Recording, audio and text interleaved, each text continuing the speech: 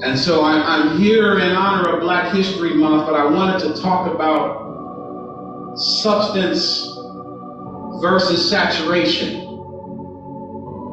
Substance versus saturation. I'm here in honor of Black History Month, which was born from Carter G. Woodson and his vision of what began as Black History Week. And he began by selecting the time in between the birthdays of Abraham Lincoln and Frederick Douglass as a time to commemorate and honor the achievements of our ancestors and remind not just our people, but remind this country in general that we did have a history, that we were somebody, and that we actually had a story to tell. And while we hear his name come up this time of year, every year, what is not spoken of are the countless hours that Woodson spent crisscrossing this country, making sure that Black History Week, then it was called Negro History Week, became entrenched in our culture, because it wasn't a given. There was a time in which our teachers had to teach Black history while keeping the book under their desk. They had to whisper, they had to whisper the stories of our ancestors that, rather than be satisfied with bondage, shook the shackles and chose freedom over the threat of death. And so she's here. Those teachers, those educators are here with me in that spirit and that energy this afternoon. And so I wanted to talk about the substance of Black history, because we are in an day and age in which our stories are made available in social media in 30-second clips and 160 characters. And that wouldn't be a bad thing necessarily if that quick tweet or that quick news feed didn't give us the satisfaction of thinking that we've done our part because we scrolled to the left. See, it's good to get that information out, but when that information is put out in such vastness that we don't have the tools by which we can navigate and actually extract information, then that vastness becomes a black hole that we can fall into and suffer the pitfalls of not knowing what to do with the information that is presented to us. And so when you go to, there's not a streaming service you can't find that doesn't have a Black History Month section. But when you look at that Black History Month section, it's really just a composition of every Black face, whether or not they have anything to do with Black history. And so we're bombarded with these messages of mixed signals of telling us what our history should be, rather than empowering us to find and explore our history ourselves. And so I ask you, what good is it to have all of our ancestors' history at our fingertips if we don't have the will and the encouragement and the empowerment to raise questions and seek answers from that information? Now, I've been called a griot by some of my elders, and some of my peers will refer to me as a griot, and I'm humbled and I'm honored by that title.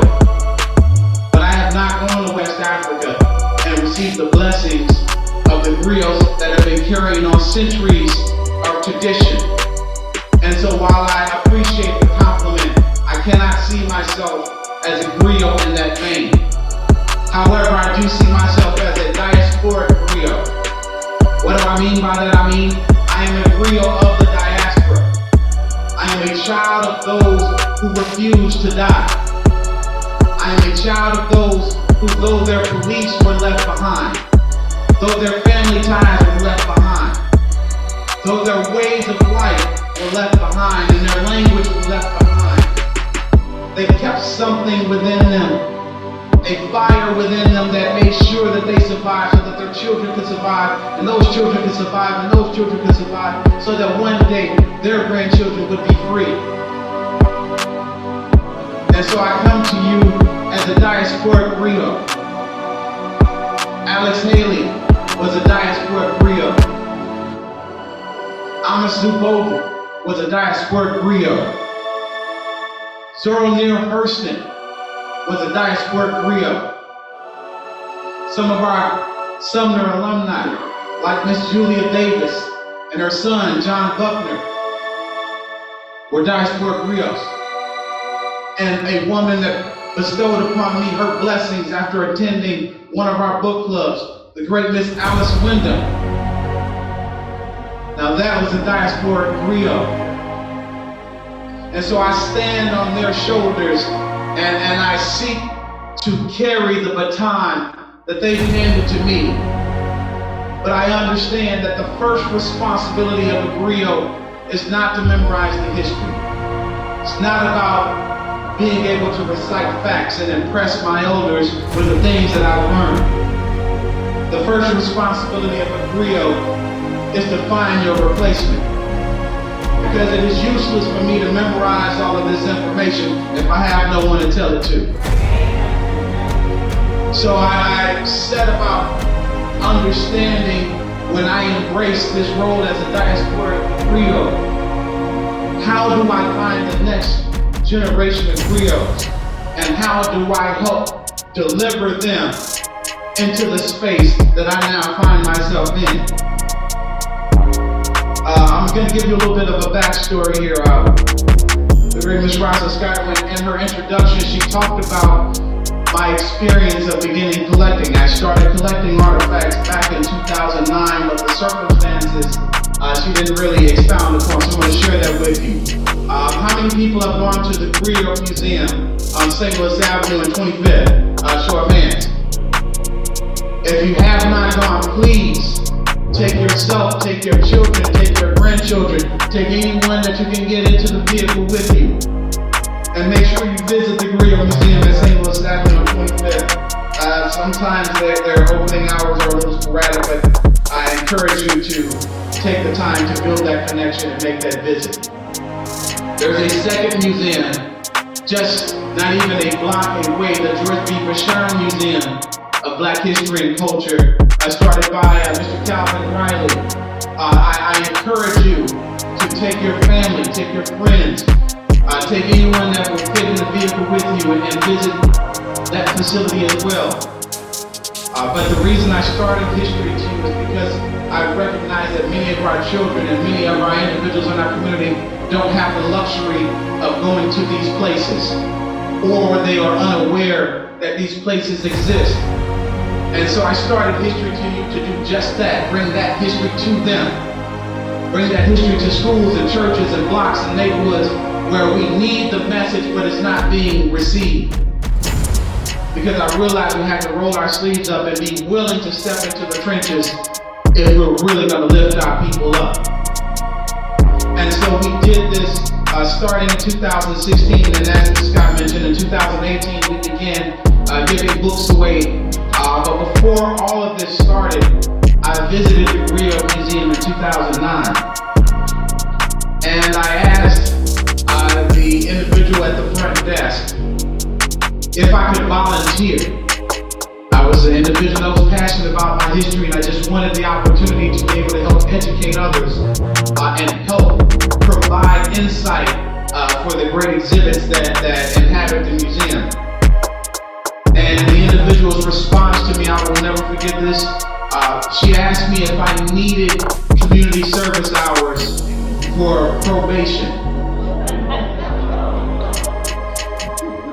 I politely advised her, no ma'am, I am not a criminal. I do not have a criminal background. However, I do have a college education, and I simply wanted to offer my knowledge and my insight because I'm a passionate student of history and wanted to share what I've learned. However, I was turned away, and rather than being deterred, I took one more trip around the museum, and I thought to myself, if I can identify one item in this museum that I can find on my own, I can start my own collection. And so I looked around the museum and I found the first edition copy of Booker T. Washington's Up From Slavery. And I said, okay, if I can find that book, I can start my own journey. And so I went and I started asking around, and I started looking around. I even called the library to see if they had an extra copy that they weren't using. And ultimately, I found it in the form of an estate sale where an individual was giving away a box of books and didn't realize that they had a first edition copy of this box of books. And so rather than pay hundreds of dollars, I offered the individual $20 when they only wanted 10 and got that copy and other books to begin my collection. And so fast forward 10 years later, and we have more than 2,000, between 2,000 and 3,000 different artifacts in the collection spanning from the late 1600s all the way up until today. So don't tell me what's not possible when you have a mission in mind and you are guided by the Spirit of the Creator. So now fast forward and after the pandemic, we went from being Hstry to You as a very hands-on, direct organization. We bring our artifacts directly to the people. So in an age where everyone was hands-off, we had to kind of recalculate how we conducted and shared our information. And so as a part of this, I began working with schools directly and trying to figure out how my voice could be best used to uplift our people. And so over the summer of 2021, I began working with Hstry State University, an HBCU, of course. But I began working with Hstry State University, and a lot of people don't understand this, or recognize this, but Hstry, before it was Hstry, it was Stowe College. And before it was located where Harris originally was located in the Ville neighborhood, directly across the street from Sumner High School.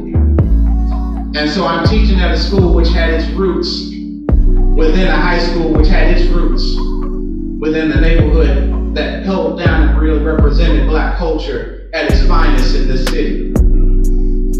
And so in August of 2021, after the experience of working with TRIO at Hstry State University, I realized that I had found my calling. That while I love to bring artifacts to schools and churches, and I haven't stopped doing that, I knew that I wanted to build a foundation so that I could find the next generation of griots and fulfill that part of my mission.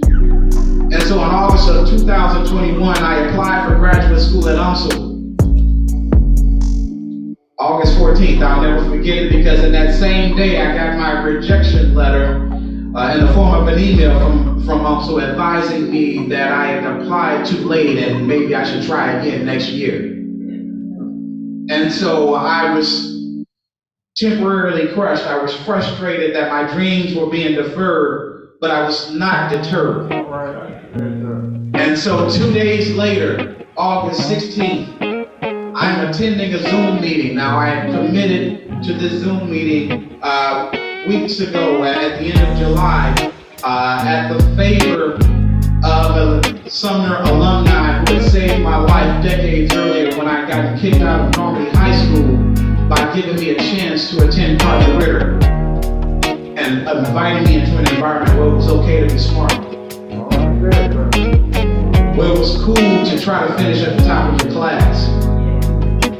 Which changed my outlook. But what I didn't realize is what he brought to Carter Ritter was that spirit of the Sumner Bulldog that was instilled in him, being raised here in the Ville neighborhood. And so I agreed as a favor to him because I had understood that he had saved my life, and anything that he would ask of me I would do short of sinning. So I agreed to this meeting, and so 2 days later on August 16th, I'm in this Zoom meeting, and who do I see in this Zoom meeting but the head of the Museum Studies program at UNSL, and the head of the Department of History at UNSL, the very individual that had sent me an auto-generated rejection email, were now sitting directly in front of me, face-to-face, or digitally, face-to-face. And so at this moment I had a choice. I could choose to allow that frustration to manifest and spill into this meeting, or I could choose to see this as an opportunity to demonstrate the greatness of our Creator by showing that things that were seen impossible can be made possible, and that when you're determined, you know your purpose, the Creator will move heaven and earth to bring that to your feet when you're ready. And so we began meeting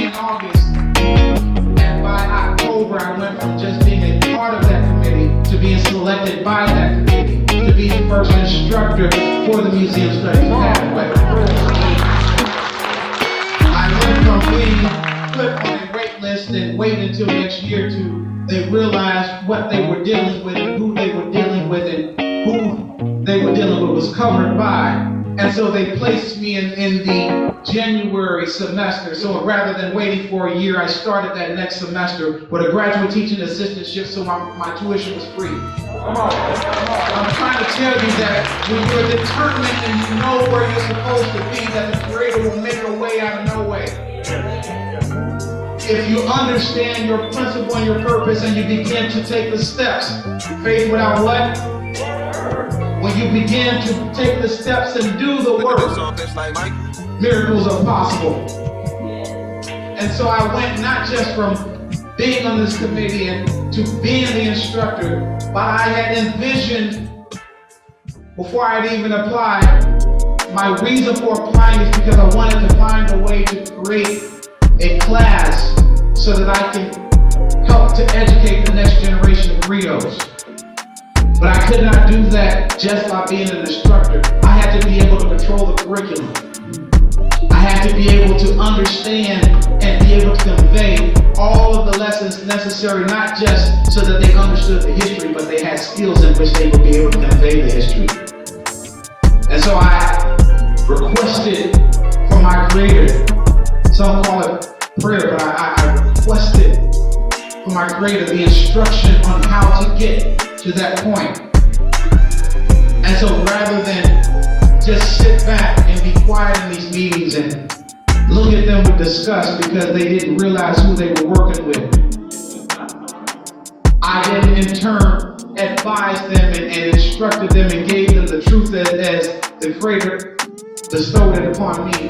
And so I ended up becoming not just the instructor, but I was able to write the curriculum. And so over the summer and the spring of 2022, we spent the entire period building the curriculum from the inside out. In other words, rather than bombard students with a bunch of history and a bunch of facts that they may or may not want to hear, we developed a curriculum in which we are educating them and empowering them to seek questions and find the answers themselves. In other words, we are educing, bringing out. If you look up the root word of educated, it's educe. And if you understand what educe means, that means to put forth or to come out or to bring. In other words, you have all of the wisdom and the knowledge already within you. It's just a matter of finding the right way to bring it out of you. And so when we recognize that we are dealing with geniuses, the responsibility is not on them, it is on us to help foster and develop that genius. Stop telling our children what they can't do and what they aren't. And so in developing this curriculum, the question I often found when I was explaining to people that we were creating a museum studies program, the first question that they asked was how we were going to get children interested. Who's going to sign up for a museum studies class when they see that on a list of electives, when they can choose from dance and they can choose from choir? And we all know that Sumner is historic when it comes to his choir, so it's a hard choice for a lot of people. When we're offering visual arts and we're offering all these other alternatives, how am I going to get people interested in museum studies? And I try to explain to them, if you just give me a moment to talk with my students and let them know what we have to offer. If you only understood who I'm working with, it will speak for itself. And so I was given the opportunity to speak with incoming freshmen and sophomores and explain to them that public history is a field in which everyone can be an expert depending on what your passion is. If you're a musician, guess what? We create documentaries, and those documentaries require a soundtrack. So if you like creating music, I want to empower you with the opportunity to share that music and share that skill with the rest of the world through teaching and educating our students and our greater population on the history of our people and our culture. If you're interested in journalism, guess what? We conduct oral interviews, giving you the opportunity to sharpen those interviewing skills by introducing and interviewing faculty and alumni and former students and staff. Not to mention celebrities and friends and family that want to visit and want to empower Sumner. So what we did is we give those students the opportunity to build those skills over the course of their careers here at Sumner. If you're interested in graphic design, we're teaching vector-based graphics so that students are learning how to craft items in 2 dimensions in preparation for, we just got a 3D printer, so we're now teaching 3D graphic design. Because we recognize as a part of the Museum Studies program, we also market and sell items in the gift shops. So in other words, whatever your skill, whatever your passion is, we can find a way to develop that into transferable skills that will translate into real world development.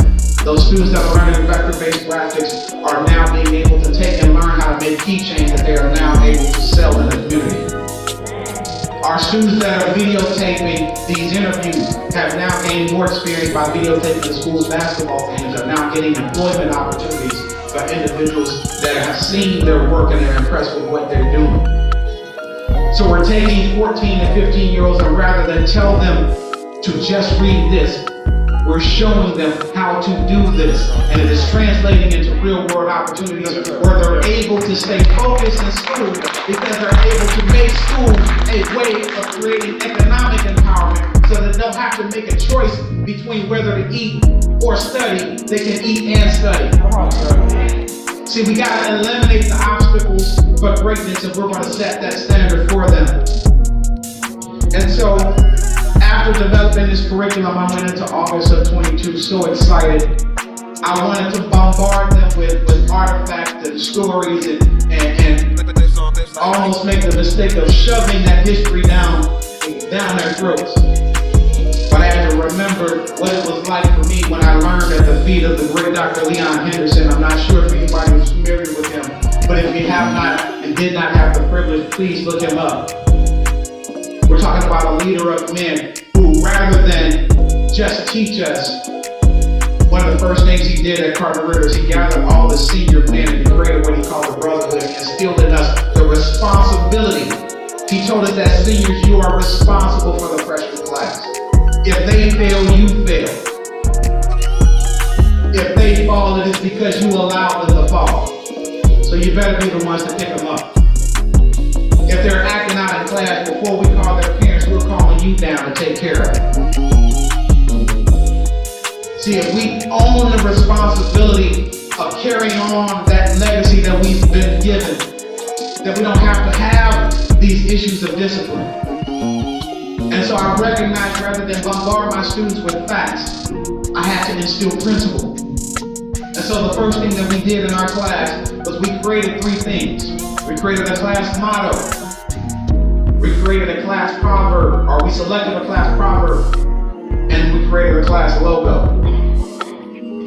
We created a class logo to give them something to be proud of. Something that would allow them to see themselves as different from every other class until we can create the energy and the spirit in the classroom to where they know that they're different from any other class. We created a class proverb so that they understood that we were connected to our African ancestors. We selected a proverb from the Sudan that says we desire to bequeath to our children 2 things. The first is roots, and the second is wings. Because we wanted them to understand that we expect great things from you, but we understand that we have to give you the tools necessary to be great. Lastly, we selected a motto, and that motto was excellence as expected. Because I recognize if we understand that excellence as is expected, we understand that we have a mutual agreement that excellence is expected not only from them, but excellence is expected of me if I am going to be able to have the credibility to demand excellence from them. I have to be there every day. They have been growing up in an environment where too many black men have said one thing and have done another. Have indicated to them and made promises that we didn't keep. And so I show up every single day. Prior to being at Sumner, I was a part of the Neighborhood Net program. And if you're not familiar with the Neighborhood Net program, it was designed to offer black men the opportunity, well all, but specifically black men, the opportunity to protect the bus stops and ensure that our children had a safe space to get on and off the bus and to and from school. And when the opportunity was offered, I jumped at the chance. However, the program was flawed from the very beginning because it was originally only intended to last for the first week. And I couldn't understand that. I don't understand how you allow or you want a child to feel safe for the first week. Then what? Are we not repeating the same mistake of giving them a false promise by giving them a false sense of security and then removing it from them? And then how can we expect them to follow our directions? And so a group of us that recognized the flaw in this design, we got together and we made a determination that we were going to do it every day for the entire year, not just the first week.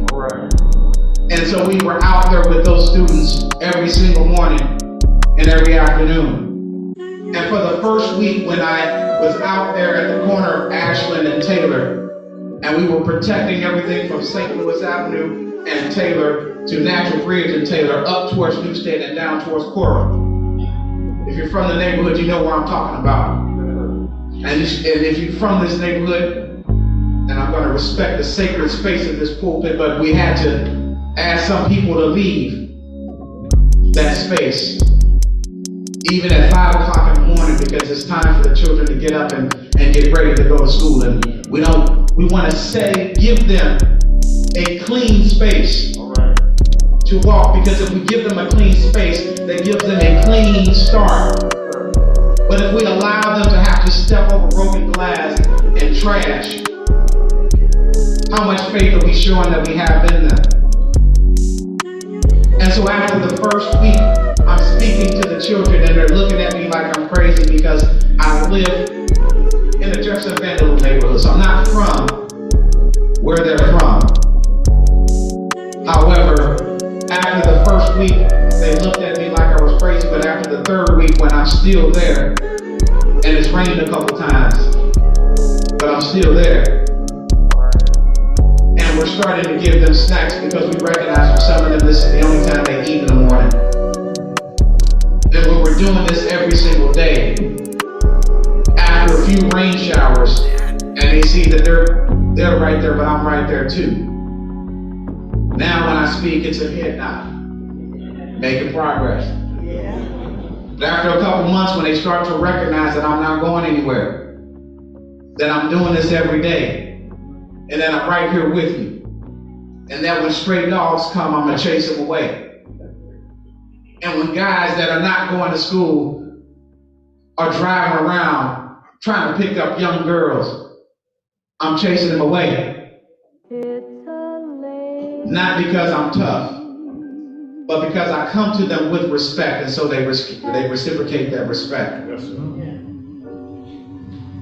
And so after a couple months now, I go from just a head nod to how are you doing? Hey, Mr. Williams. And now that I got that, now I can tell you, oh, come on, bro, pull your pants up. All right. But they pull their pants up not because I'm big and I'm tough, but because they respect the fact that I'm right there in the trenches with them every single day. And when they struggle, I struggle. When they're cold, I'm cold. But I'm right there with them. And so I earn the right to tell them, like a big brother or like a mentor should. I earn the right to ask them what they're struggling in. And I tell you what, let's call your folks and let's see if we can meet at Julia Davis Library so we can study. And so we went from just being a bus stop monitoring situation to an opportunity to provide tutelage and mentorship. Because when the Creator places you where you're supposed to be, and you know what you're supposed to do, you can turn the impossible into possible.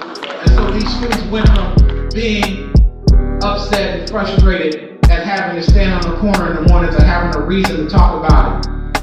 And so I was able to bring out historic artifacts, piece by piece, and rather than bombard them, I was giving them one at a time so that we can actually talk about the message for 10 to 20 minutes in the morning. And so rather than come at the last minute, they started coming a little early, even on the colder days. Why? Because they knew someone was going to be there. The neighborhood responded by buying me a jumpsuit for the colder months because they recognized what I was doing. And so as dangerous as the neighborhood is, there's love in it. When you stand for what you believe in, and when you demonstrate that you will have fearlessness in your walk, others will step out on faith and walk with you.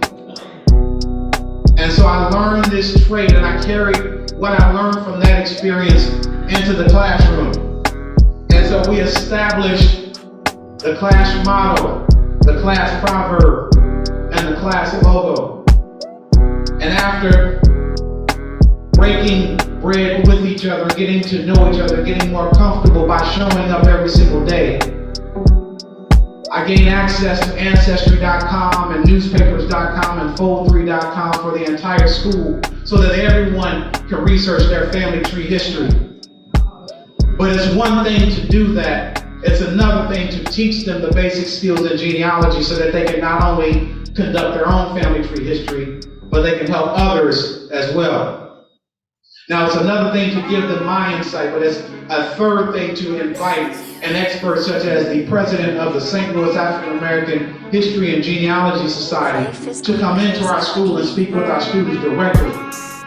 And after giving them pointers and insights, sit down with our interviewing team and to give us lessons that we can archive and build an archive and wealth of knowledge for our children moving forward so that every expert that visits our school, we add their wisdom to our knowledge base. And so now we've empowered our students to research their own family tree history. We've helped them to find their roots, as Skip Gates would say. And in the process of that, we were able to discover just a couple of examples. One of our students found that she was the descendant of a slave that managed to escape slavery and join the colored troops of the Mississippi Colored Infantry. So that when we talk about the Civil War, now it means something. When we talk about Reconstruction, it means something when you know where your ancestors were and what they were doing and what they had to go through. Another one of our students found out that he was descended from those two great uncles had been lynched. But he was also the direct descendant of a fourth great grandfather who managed to go from within the same generation someone's property to being a property owner himself and owning 120 acres of his own land for his own family. And so this young man is able to walk with his head held high because he knows the struggles that his ancestors overcome. See, it's one thing to talk about slavery, but it's another thing to talk about how we overcame the struggles after slavery. We got to tell the whole story, but if we can't tell it if we don't know it. And so we're empowering our students to be able to learn this history, but also learning this history and then going back and telling their family. See, that's a tradition that began during the Reconstruction era. After our ancestors were liberated, it wasn't most of our elders that went to the classroom. Life is going crazy fucking. Most of them had to work in the field. And oftentimes they had large families. A lot of us wondered why our family in the South, it seemed like 20 uncles and aunts. But the reason our ancestors grew large families is because they recognized they needed more hands on deck. And if they could have enough children, enough hands would work so that maybe the youngest didn't have to. And we could send the youngest to school with the understanding that they were empowered, but they also had the responsibility of bringing that knowledge back and teaching the rest of the family. Each one teach one. And so what we're trying to do in the classroom by empowering our students and giving them this genealogy skill, we want them to become that next generation of griot, because we understand that when they go in turn tell their family, they're fulfilling that tradition, but they're also letting it be known and establishing that they are the expert in the family when it comes to family tree research. And so 5 years later, 10 years later, when someone does have a question, you know what they're gonna say? Caleb made it. Didn't so-and-so do a family tree a few years back? Why don't you look them, why don't you call them up?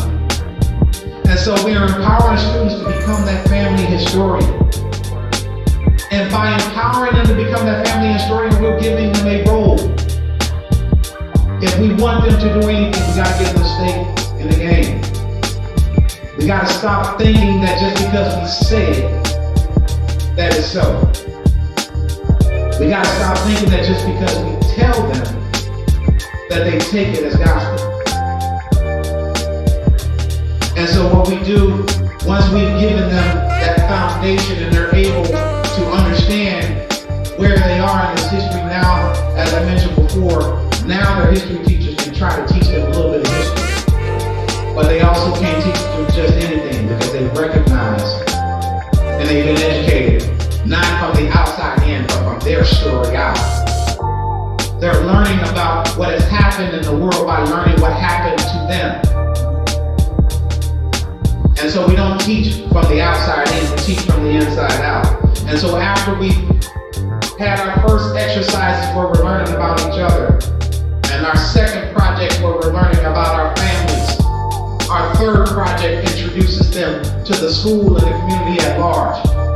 And so what we did is we took our students out into the hallways of Sumner, of a building that's more than 115, almost 115 years old now.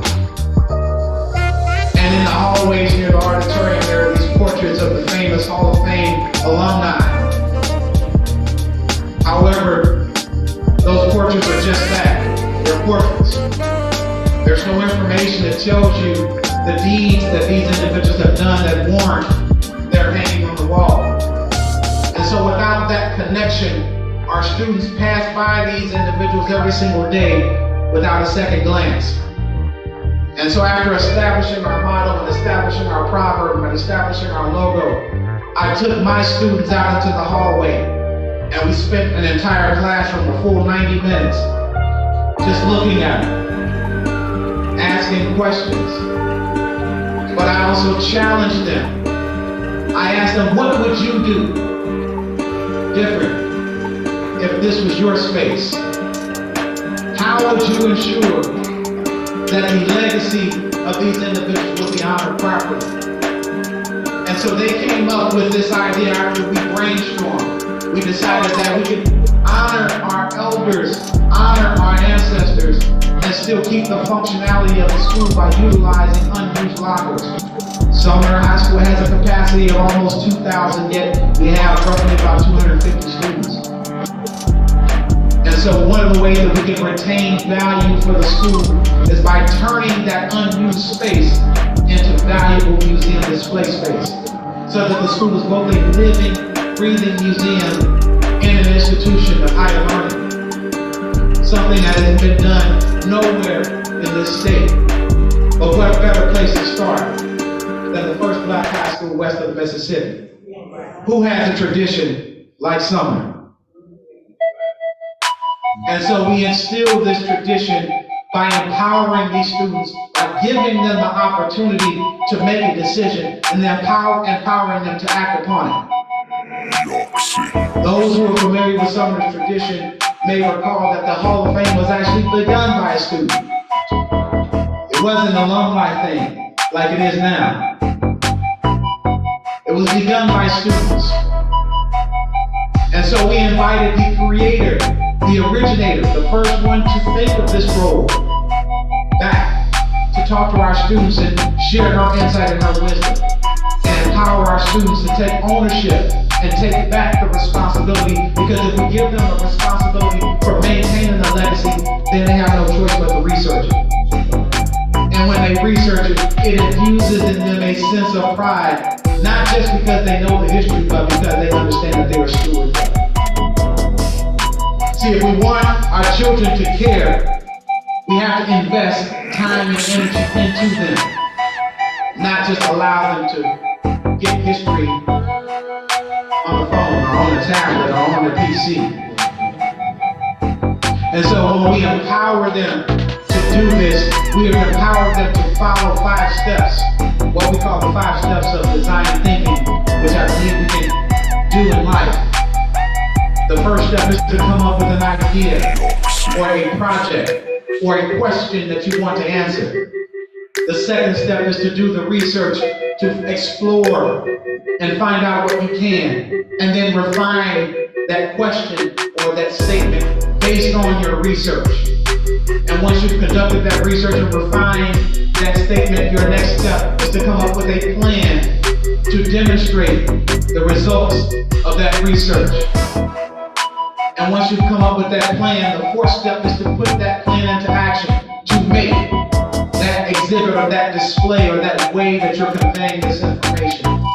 And then finally, we have to display or exhibit this information.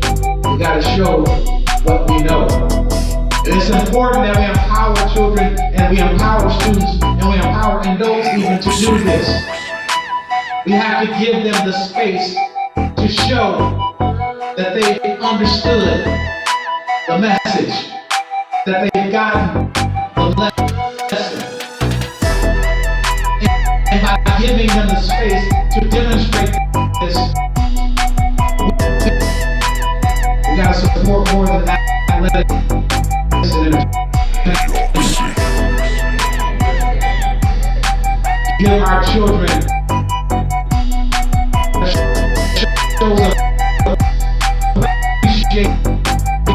and so what we were doing at Sumner's, we're giving our children that responsibility.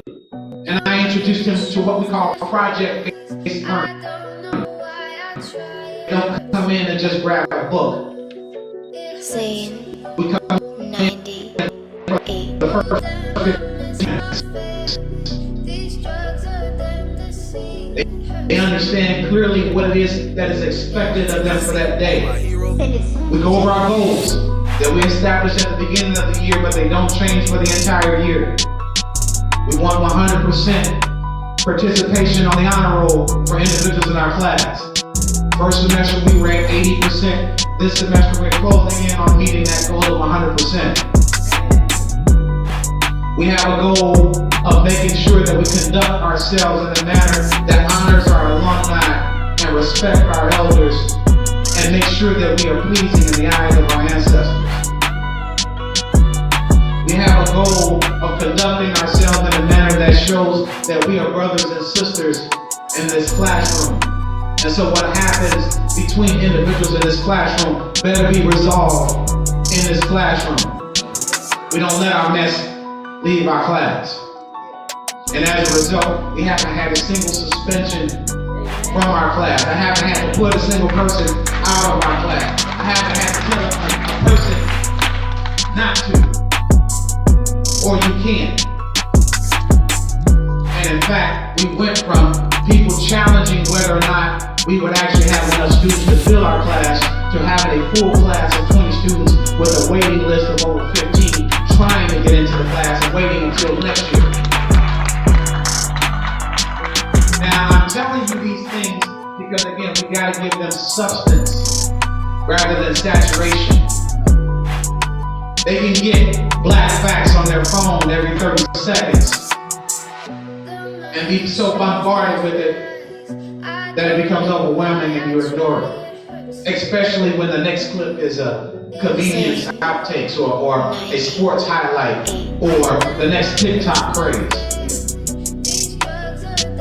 So if we don't give our students and our children substance, they'll settle for saturation. And if we're not careful, they'll rely on Siri and Alexa and Chat GPT and whatever other artificial intelligence out here.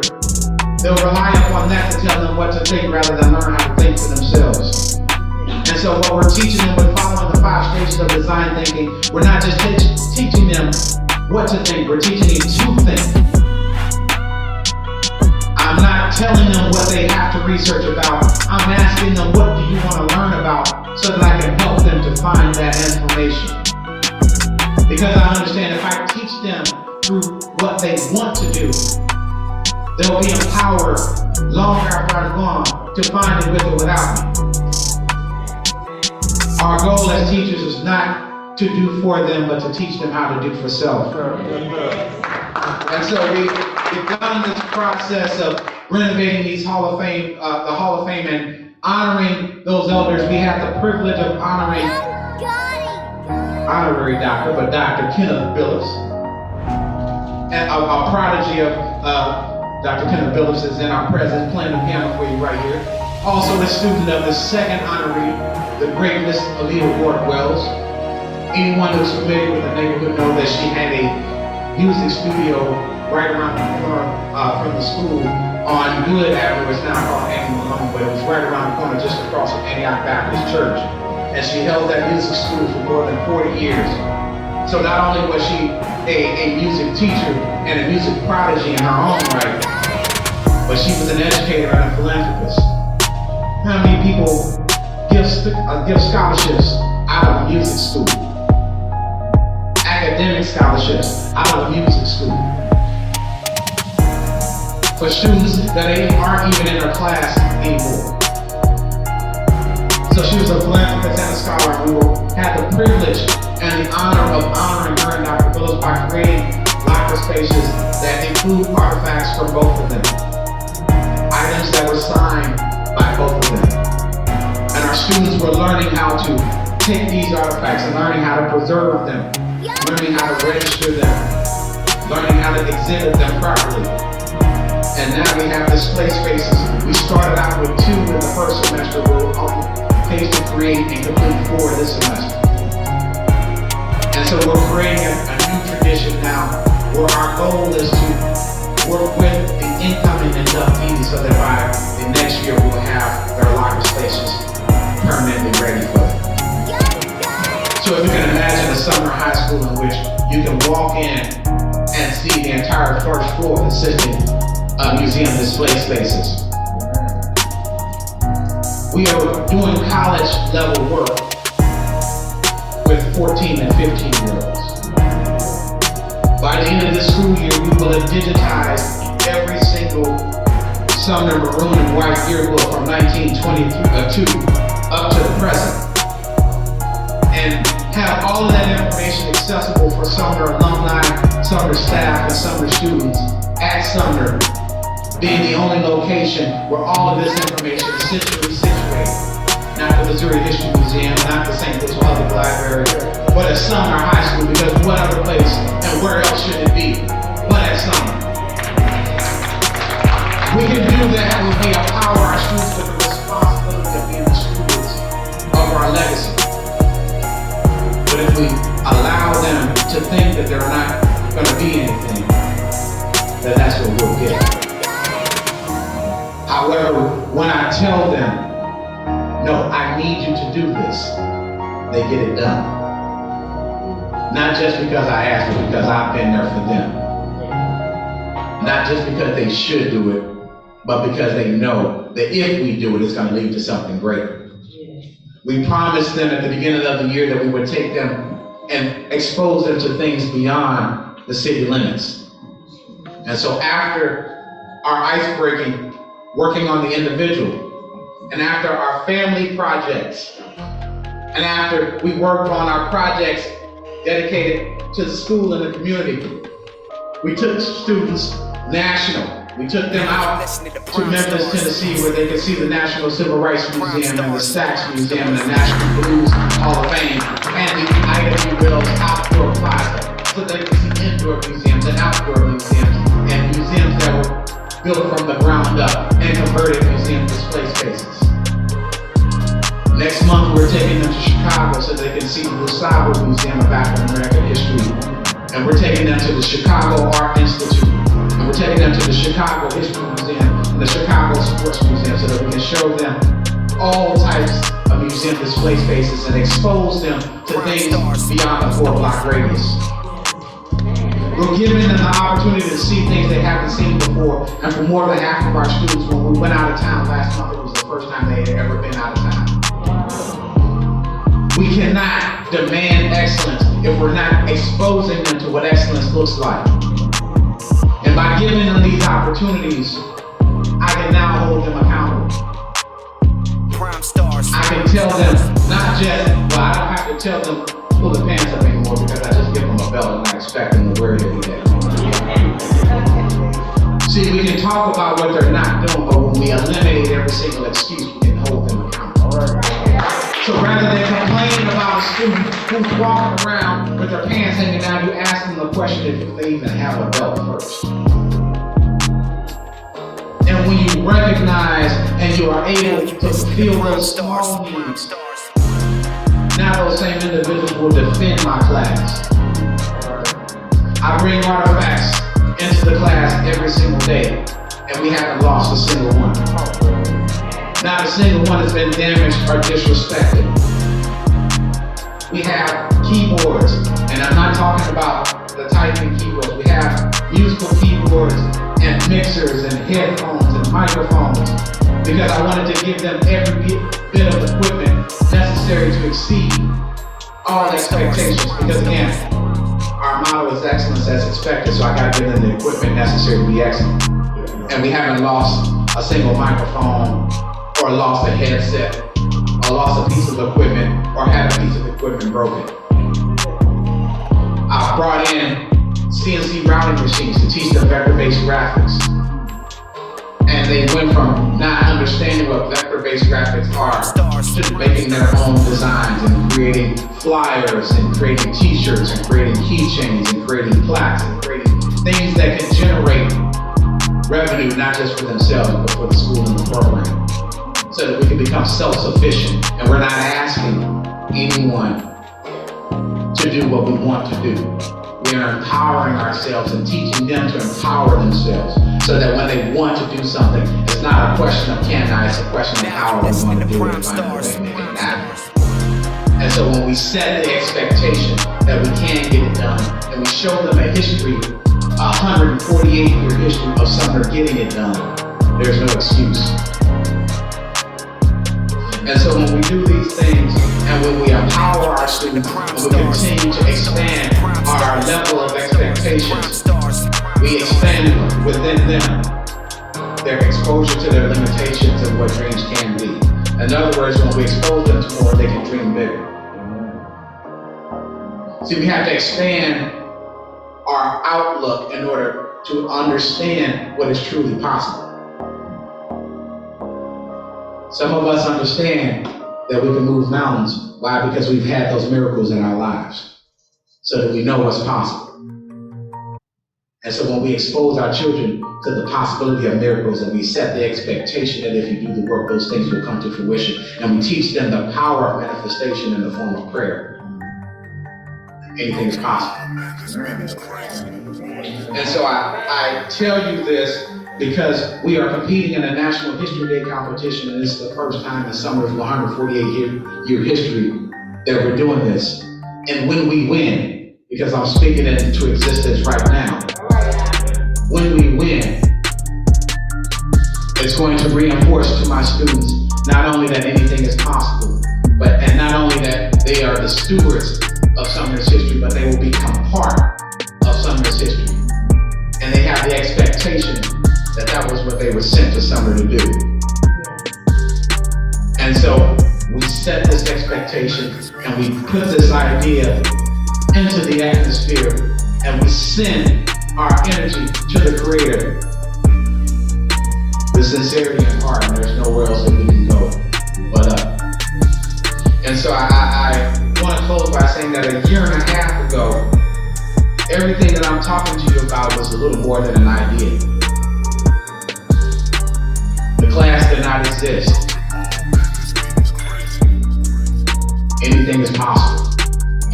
I wasn't supposed to be at Hstry. Anything is possible. I was turned away from the Griot Museum. Anything is possible. I stood out in the rain, in the cold, in the dark, to make sure that those babies weren't alone. And I did so letting them know that greatness is expected of you. I'm only out here because I believe in you. I'm only out here because you are worthy. And if no one else has told you, you are valuable.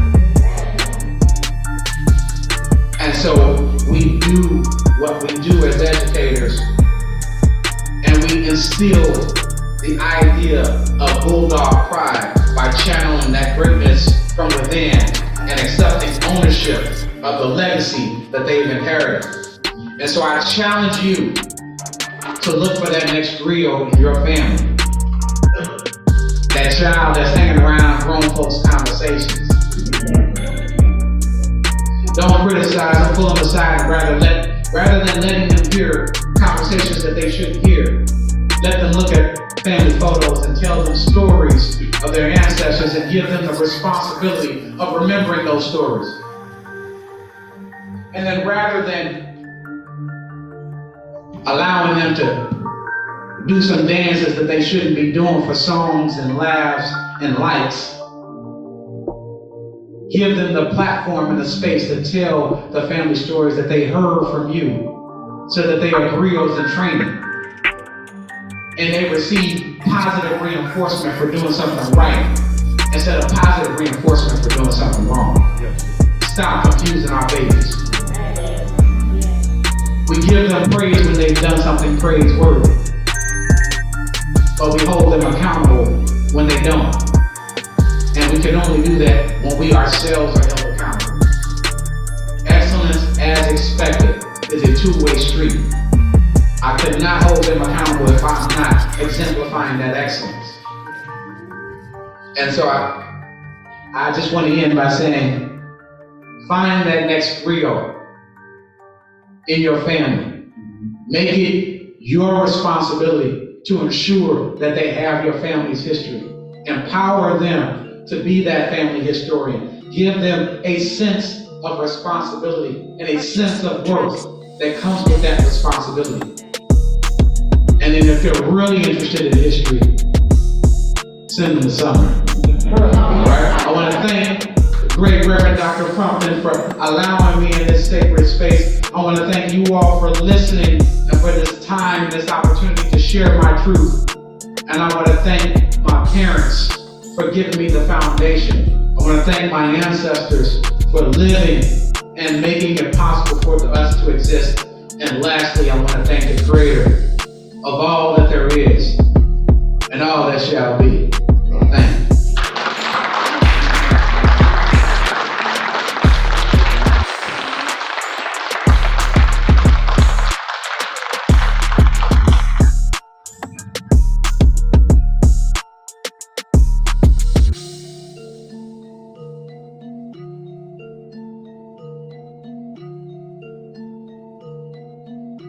Purchase your tracks today.